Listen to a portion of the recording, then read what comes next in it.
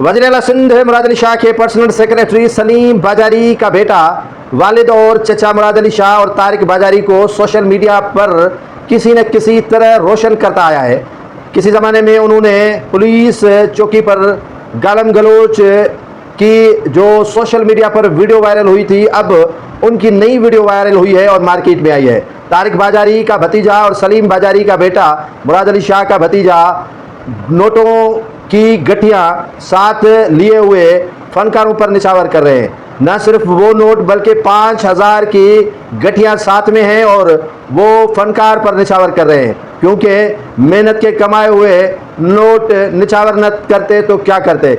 इतनी मेहनत इस बच्चे ने की है और इसके वालिद ने इतनी हैदराबाद से लेकर जामशोरों से लेकर दादू से लेकर कराची से लेकर तमाम सिंध की ट्रेजरीज को कंट्रोल किया हुआ है, फिनांस डिपार्टमेंट को कंट्रोल किया हुआ है। ये मजदूरी और मेहनत नहीं है तो क्या है। अगर इनमें से चंद गठड़ियाँ 5-5 हज़ार की नोटों के साथ किसी फनकार पर निछावर हो गई तो क्या हुआ। ऐसे जैसे किसी परिंदे ने समंदर से पानी का एक कतरा या बूंद पी ली।